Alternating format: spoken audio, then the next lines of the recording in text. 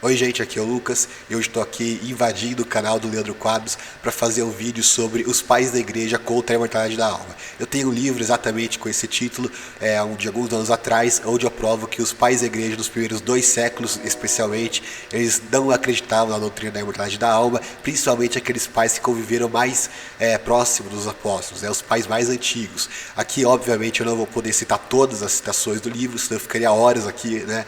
Então, eu apenas selecionei algumas citações, né, que eu considero as mais pertinentes para esse vídeo, que vou dividir em 2 partes, né? O primeiro vai ser sobre o estado intermediário, que é onde esse vídeo aqui vai se focar, e depois a gente vai falar sobre o estado eterno, né, no caso o aniquilacionismo dos hippies propriamente dito, e sobre a crença de alguns dos reformadores mais importantes.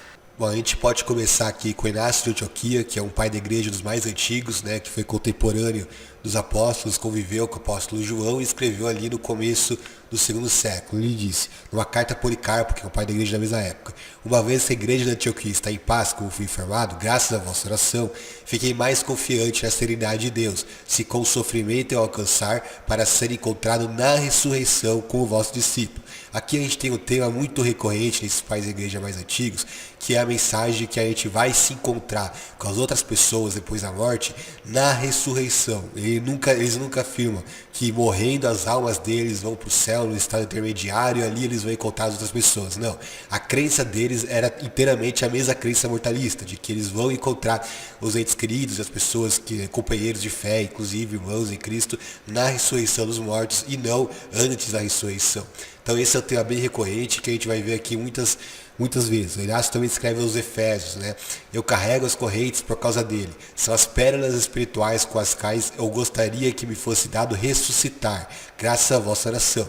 Desta desejo sempre participar, para me encontrar na herança dos cristãos de Éfeso, que estão sempre unidos aos apóstolos pela força de Jesus Cristo. Então aqui mais uma vez, lá na outra carta ele disse a Policarpo que queria revê-lo na ressurreição. E aqui ele diz que ele se encontraria na herança dos cristãos de Éfeso na ressurreição também. Então a crença de Inácio não era de um estado intermediário, não era de rever os cristãos num estado intermediário pré-ressurreição com uma alma incorpórea, não. A crença dele era a crença bíblica de que é na ressurreição que a gente volta à vida e portanto ali que a gente vai rever as pessoas que a gente conhecia aqui. Aos Romanos ele escreve, né, que eles eram livres, eu até agora sou escravo, falando de Pedro e Paulo, contudo eu sofro, serei o liberto de Jesus Cristo e ressurgirei nele como pessoa livre. Então quando é que Inácio seria livre? No estado intermediário, quando a alma saísse do corpo, fosse liberta da prisão do corpo? Não, mas sim quando ele ressurgisse nele, né, ressurgisse em Cristo. Está falando aqui, claro, da ressurreição.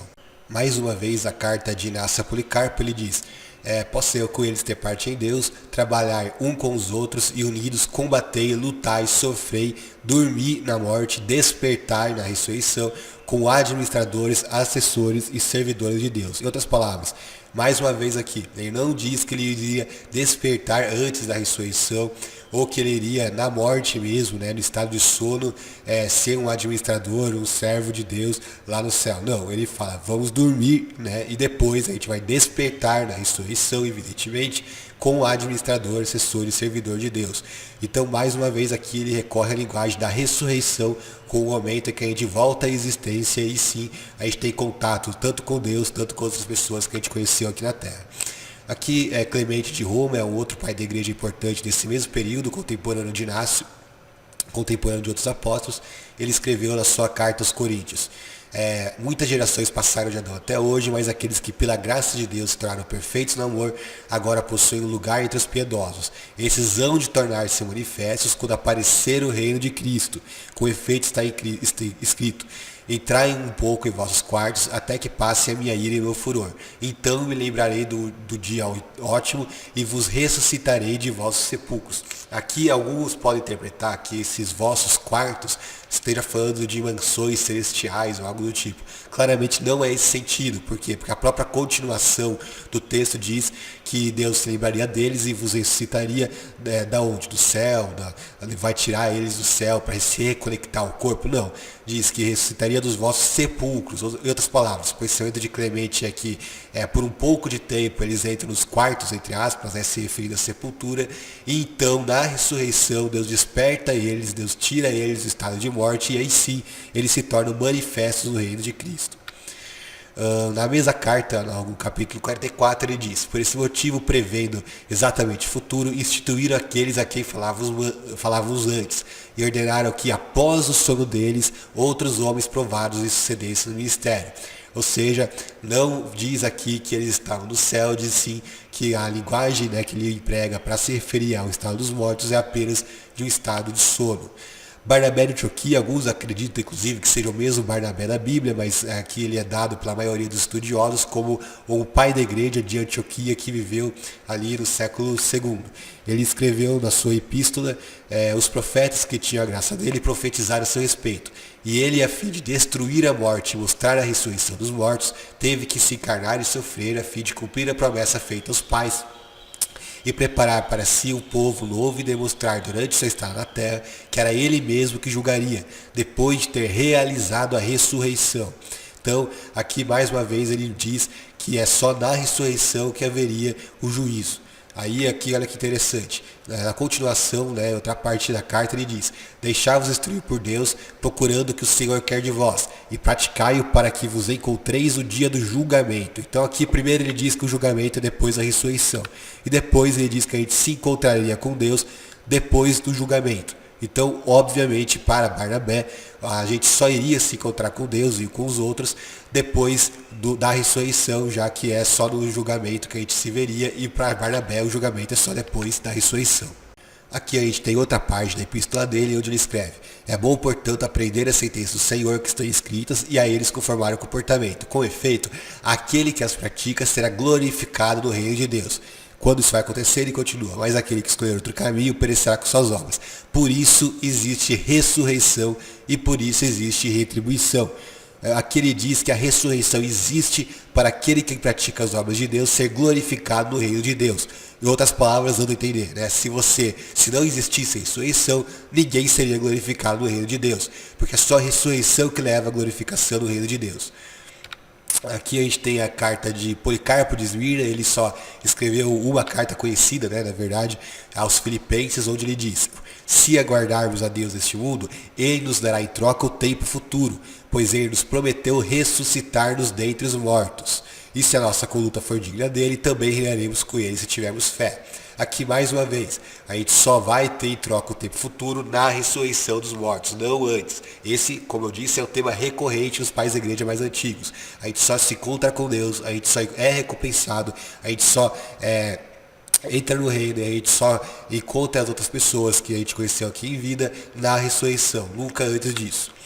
Na obra O Martírio de Policarpo tem uma citação do próprio Policarpo, onde ele diz: eu te bendigo por me teres julgado digno deste dia e dessa hora, de tomar parte entre os mártires e no cálice de teu Cristo, para a ressurreição da vida eterna da alma e do corpo, na incorruptibilidade do Espírito Santo. Duas coisas aqui. Primeiro, ele diz que a ressurreição não é somente do corpo. Ele diz aqui: ressurreição da alma e do corpo, das duas coisas. E é muito difícil você ressuscitar algo que já está vivo, certo? Você tem que ter alguma coisa morta para você poder ressuscitar. E aqui ele diz que a alma ressuscita, o que pressupõe que a alma estava morta. Em segundo lugar, ele não agradece a Deus dizendo que agora estou com o espírito saindo do corpo e eu vou para Deus, a presença de Deus agora. Não. Ele diz que ele está bem dizendo a Deus para quê? Para que ele vai ressuscitar para a vida eterna. Então a expectativa dele ao ser martirizado naquele momento não era de ser recebido com a presença de Deus de uma forma incorpórea no estado intermediário, mas sim de uma forma ressurreta com o corpo e com a alma. Ou seja, o ser humano completo e não o ser humano com uma alma separada do corpo, como imaginam os espíritas, católicos e muitos protestantes também. Aqui na Didaquê, um catequismo, né, muito debatido se ele é realmente do primeiro século, do segundo. Alguns até datam antes de 70, mas o fato é que é uma obra antiga e bastante relevante na história do cristianismo. E nessa obra diz: então aparecerão os sinais da verdade. Primeiro, o sinal da abertura do céu. Depois, o da toque da trombeta. E terceiro, a ressurreição dos mortos. Ressurreição sim, mas não de todos, como foi dito. O Senhor virá e todos os santos estarão com ele. Então o mundo verá o Senhor vindo sobre as nuvens do céu. Duas coisas que a gente observa aqui. Primeiro, nem todos ressuscitam ao mesmo tempo. Por quê? Porque os justos ressuscitam na volta de Jesus e os ímpios somente depois do milênio. E segunda coisa a apontar é que aqui ele diz que o Senhor virá e todos os santos estarão com ele. E ele diz isso logo depois da ressurreição. Em outras palavras, é só por meio da ressurreição que os santos vão estar com Cristo. Ele não iria dizer isso se o Senhor Jesus já estivesse com os santos nesse momento, no estado intermediário no céu. E primeiro eles precisam ressuscitar e aí sim os santos estão com ele para voltar para o arrebatamento da igreja que está na terra. Polícrates é um pai da igreja que nenhuma obra dele sobreviveu, mas tem uma citação dele conservada por Eusébio de Cesareia na sua obra, onde ele diz que o Senhor virá do céu com glória em busca de todos os santos. Aí ele diz, onde estão esses santos? Estão no céu, estão com uma alma lá, incorpora no paraíso? Não, ele vai citando um por um, né, dos apóstolos, e ele usa o termo repousar ou descansar em cada um desses casos. Ele nunca diz que ele está já no céu nesse momento. Hermas é o pai da igreja, também do segundo século, a gente só conhece ele por meio de uma obra chamada O Pastor de Hermas, que é um tipo de apocalipse, né, mais apócrifo, mas era uma obra reconhecida pelos primeiros cristãos. E ele diz, né, porque esses apóstolos, doutores que anunciaram o nome do Filho de Deus, adormecidos no poder da fé do Filho de Deus, o anunciaram também àqueles que tinham morrido antes deles e lhes deram o selo do anúncio. Mais uma vez ele usa a linguagem do sono para aqueles que estão mortos. E no diálogo com o Trifão, aqui a gente já está falando de Justino, né? Justino Marte, que ele viveu em Roma também no segundo século, ele diz: mas Deus poderosamente estirará de nós quando ressuscitar a todos, tornando-os uns incorruptíveis, imortais, isentos de dor e colocando-os em seu reino eterno e indestrutível, e enviando os outros para o suplício do fogo eterno. Aqui claramente afirma que é só depois da ressurreição que a gente vai ser tornado incorruptível, imortal e vai ser colocado no reino eterno e indestrutível. Mais claro do que isso, impossível. Né? No Diálogo com o Trifão, que é uma obra das mais importantes da história do cristianismo, ele diz que após a santa ressurreição, Deus nos dará a posse eterna. Ou seja, a eternidade, a vida eterna, a gente não vai entrar lá antes da ressurreição, mas para Justino somente após a ressurreição. Eu repito, esse é um tema bem recorrente nos pais da igreja. Aqui mais uma citação: saberemos que eles estarão, né, no futuro com ele naquela terra e herdarão o futuro novamente, o eterno e incorruptível bem. Então aqui mais uma vez ele não diz que eles já estão com Cristo, já estão no reino de Deus, não, ele fala que eles estarão, que eles herdarão no futuro. No seu tratado sobre a ressurreição ele diz, né, que a palavra sendo seu filho veio até nós, tendo sido manifestado em carne, revelando-se tanto a si mesmo como ao Pai, dando-nos a ressurreição dos mortos e depois a vida eterna. É impossível ser mais claro do que isso. A vida eterna só vem depois da ressurreição e não desde antes dela, em um suposto estado intermediário. Essa citação é um pouco longa, se você quiser pode pausar o vídeo e ler completa. Eu vou pegar só aqui a parte mais relevante, onde ele diz, né, se vocês se deparam com supostos cristãos que não façam essa confissão, mas ousem também vituperar o Deus de Abraão, Isaac e Jacó e neguem a ressurreição dos mortos, sustentando antes que no ato de morrer as suas almas são elevadas ao céu, não os considereis cristãos. Mas eu e todos os outros que somos cristãos de bem em todos os pontos, estamos convictos de que haverá uma ressurreição dos mortos e 1000 anos em Jerusalém, que será reconstruída, adornada e alargada, como os profetas Ezequiel e Isaías e outros declararam. Então, a gente vê aqui ele claramente se opondo à crença de que as almas são elevadas ao céu antes da ressurreição, até de uma forma um tanto radical, vamos dizer assim, né, não considerando o cristão que ele pensava de uma forma diferente, ou seja, que acreditava que as almas estão no céu antes da ressurreição. E além disso, a gente vê aqui que ele crê sim no milênio literal de 1000 anos. Aqui a gente tem a primeira parte do diálogo com o Trifão, é o diálogo que o Justino tem com o velho cristão, porque Justino, para quem não sabe, ele era o filósofo grego, amante da filosofia grega, né, antes dele se converter.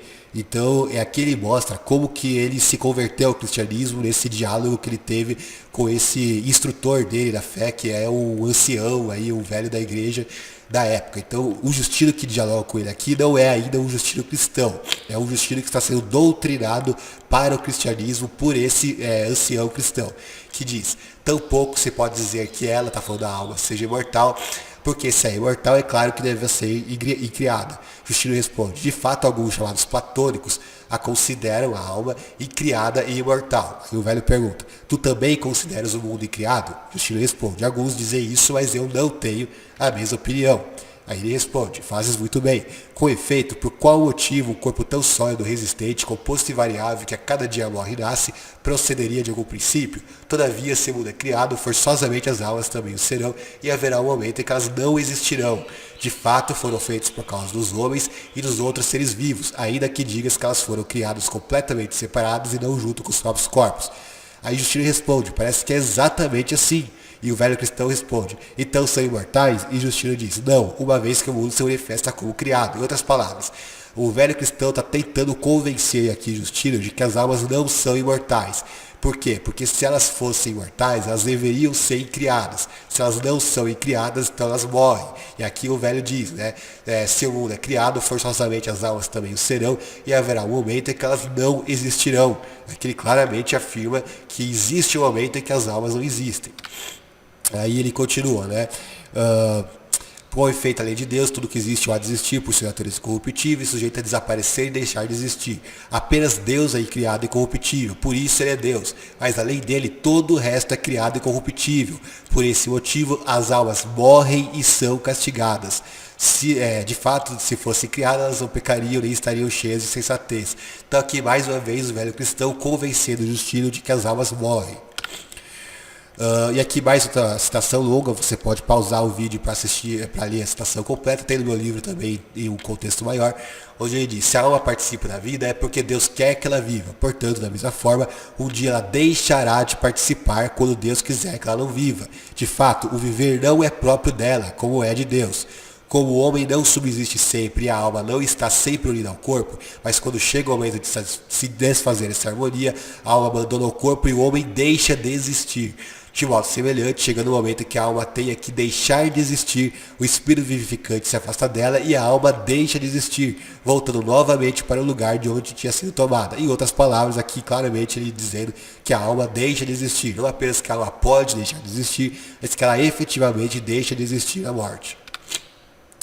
A gente tem aqui outro cristão do século II, chamado Teófilo, de Antioquia, e ele escreveu 3 livros autólicos, e nesse primeiro livro ele afirma, o homem, se compreenderes isso e viveres de maneira pura, piedosa e justa, poderás ver a Deus. Antes de tudo, porém, entre em teu coração a fé e o temor de Deus, então compreenderás isso. Quando depuseres a mortalidade, te revestires a incorruptibilidade, verás a Deus de maneira digna. Com efeito, Deus ressuscitará a tua carne imortal juntamente com a tua alma. Então, tornado imortal, verás o imortal, contanto que agora tenhas fé nele. Então aqui, olha o quanto de coisas preciosas que Teófilo afirma. Primeiro, ele diz que é só na ressurreição que a gente teria a incorruptibilidade. Segundo, ele diz que é só na ressurreição que a gente veria Deus de maneira digna. Terceiro, ele diz que é só na ressurreição que a gente seria tornado imortal. E quarto, ele afirma que a carne é ressuscitada juntamente com a alma, e não que só o corpo, que só a carne ressuscita. Então aqui, mais uma vez, ele está reproduzindo todas as ligações mortalistas em direto contraste com aquilo que os imortalistas afirmam. No segundo livro autólico ele diz, e Deus o transportou da terra da qual foi criado para o jardim, está falando aqui de Adão, dando-lhe ocasião de progresso, para que crescendo e chegando a ser perfeito e até declarado Deus, subisse então ao céu, possuindo a imortalidade, pois o homem foi criado como ser intermédio, nem completamente imortal, nem absolutamente imortal, mas capaz de uma coisa e de outra. E aí ele continua dizendo, que a fim de que o homem violando não se perca, como efetivamente aconteceu quando se perdeu pelo pecado. Em outras palavras, o que Teófilo está dizendo aqui? Quando Deus criou Adão, ele não criou Adão já mortal nem já imortal, mas um ser capaz de uma coisa ou de outra. Em outras palavras, se Adão fosse obediente a Deus, ele seria imortal. Mas como ele foi desobediente a Deus, então a mortalidade veio sobre ele. Então, aí sim, a gente pode dizer que o homem é um ser mortal. Então, Deus criou Adão como ser intermediário, capaz de imortalidade ou de mortalidade, mas por causa do pecado ele se torna mortal. Aquilo que os mortalistas fazem é tornar o Adão pecador um ser imortal, o que é um contrassenso, e que até não apenas vai contra a lógica, porque não seria justo que Deus desse a imortalidade a um ser que foi desobediente a ele, e ainda mais tendo colocado a árvore da vida no paraíso, para garantir a imortalidade que ele não teve, né? E ainda mais fazendo com que, a despeito de tudo isso, Deus já tivesse colocado uma alma imortal na natureza de Adão, o que garantiria a Adão a imortalidade a despeito de ter pecado ou não, né? Que é um contrassenso completo. Aqui a gente está no segundo livro ainda, no mesmo contexto, ele diz, mais uma vez, a citação é muito longa, não dá para ler tudo, mas vamos aqui resumir. O que afirmamos é que por natureza não foi feito mortal nem imortal, é aquilo que eu falei agora há pouco, mas sim capaz de uma coisa ou de outra. Então, se ele tivesse obedecido a Deus, ele receberia o galardão da imortalidade, mas como ele não obedeceu, então ele foi a causa da morte para si mesmo. Mas graças àquilo que Jesus fez por nós, morrendo em nosso lugar, aqueles que creem em Cristo podem adquirir para si a vida eterna, mas quando? Com uma alma imortal que sai do corpo? Não, mas sim na ressurreição, que é quando a gente herda a imortalidade. Então a gente alcança a ressurreição e aí sim temos a imortalidade. Então aqui a lógica é bastante simples. A partir do momento que Adão caiu no pecado, ele se torna um ser mortal. Essa imortalidade ela pode ser revertida e ela é revertida em Cristo.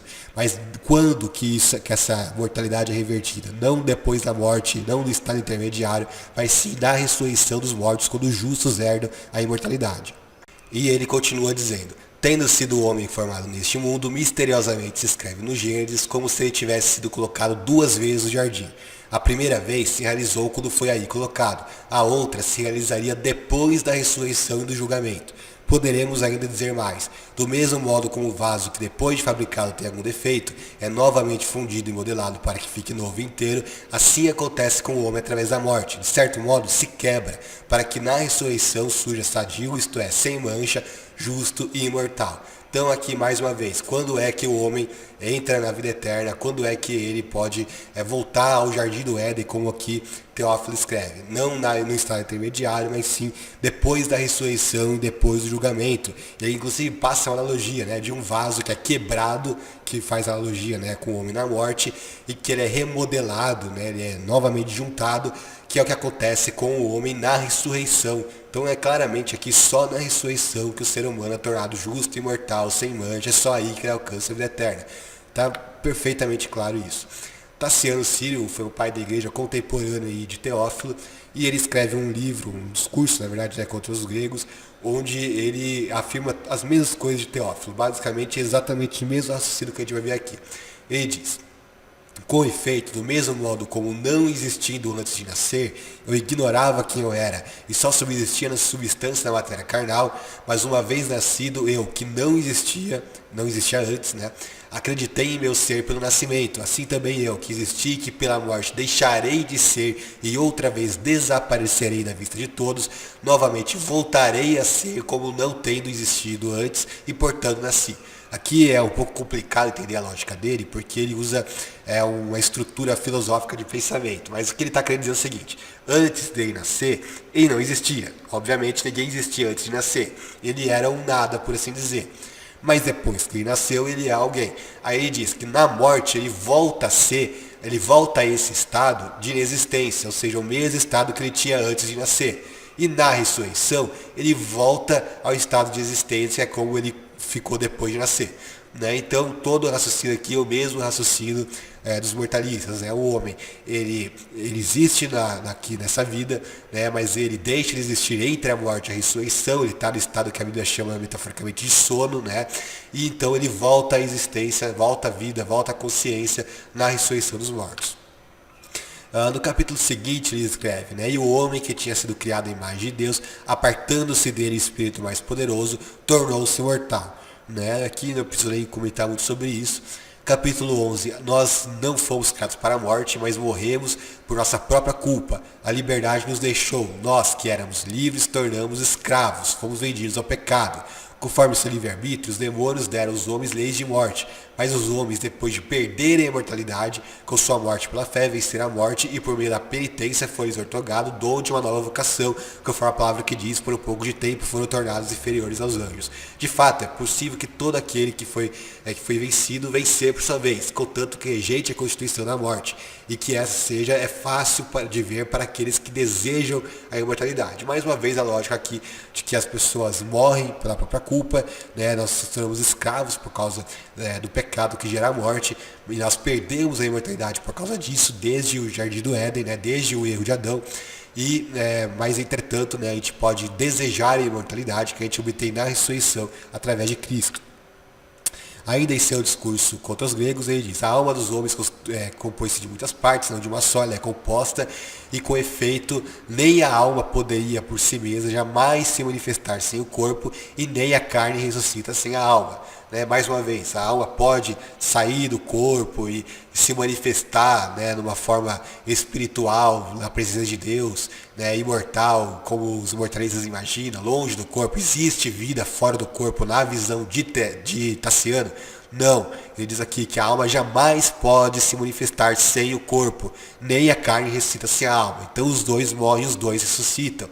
Nós não somos um ser, né, que pode ser dividido em duas partes, por assim dizer, e a gente sobrevive naturalmente, né, perfeitamente lá no céu. Não, só existe vida na fusão de alma e corpo, na visão de Tassiano. Não existe vida fora do corpo. O ser humano é um ser integral, completo, que é só assim que ele funciona, só assim que ele vive. No mesmo livro ele diz ainda, né, nós porém aprendemos os profetas o que ignorávamos. Estes, persuadidos de que o Espírito Celeste, vestitura de nossa imortalidade, juntamente com a alma, um dia possuirá a imortalidade, predisseram que as outras almas não sabiam. Aqui ele diz que a alma um dia possuirá a imortalidade. Agora, pensa bem, se ele achasse que as almas já são imortais, por que ele diria que um dia a alma possuiria a imortalidade? Não teria nenhum sentido, né? Que claramente ele diz que a imortalidade da alma é um acontecimento futuro para os salvos, ou seja, aquilo que acontece depois da ressurreição, onde que nós seremos imortais. Não é algo que nós possuímos nesse presente momento. Ainda no seu discurso contra os gregos, ele diz: os demônios que dominam os homens não são almas dos mortos. Com efeito, como podem ser capazes de agir depois de mortos? A não ser que creamos que enquanto vive, o homem é ignorante e impotente, e depois que morre, recebe daí para frente o poder maior e mais eficaz. Isso, porém, não é assim, como já demonstramos em outro lugar. Nem é fácil compreender como a alma imortal, impedida pelos membros do corpo, se torne mais inteligente quando se separa dele. Não! São os demônios aqueles que, por sua maldade, se enfurecem contra os homens e, com variadas e enganosas representações, desviam os pensamentos dos homens. Aqui ele está satirizando a crença na imortalidade da alma, crida pelos gregos contra os quais ele escreve. Né? Ele diz aqui que, bom, primeiro ele começa dizendo, né, que ele tá refutando a crença de que alguém possa agir depois de morto, porque eles acreditavam que os demônios fossem almas dos mortos. Os gregos acreditavam nisso, né, que os demônios fossem almas de pessoas mortas. Aqui Tassiano começa a refutar e satirizar isso. Né? Ele diz, bom, como ele poderia agir depois de morto? Né? Como que, se o cara está morto, como é que ele vai agir? Né? E se a pessoa é ignorante enquanto está viva, né? Como é que ela poderia, depois de morta, conseguir ser mais inteligente, conseguir fazer tudo aquilo que eles supostamente, né, é dito que eles fazem hoje, né? Então ele começa a satirizar, ele começa a desprezar esse tipo de crença. Então, inclusive ele diz, né, isso porém não é assim, como já demonstramos em outro lugar, né? E aí ele diz, né, nem é fácil compreender como que essa tal alma imortal, impedida pelos membros do corpo, se torne mais inteligente quando se separa dele. E aí ele refuta isso, né, dizendo que não é assim, em outras palavras, né? Para a alma conseguir fazer fora do corpo algumas coisas que ela não é capaz de fazer dentro do corpo, ela teria que ser melhor fora do corpo, por assim dizer. E isso é uma coisa absurda, né? O corpo faria do corpo como se o corpo fosse uma coisa ruim, uma prisão que impede a alma de ser livre. E ele não acreditava nisso de nenhuma maneira.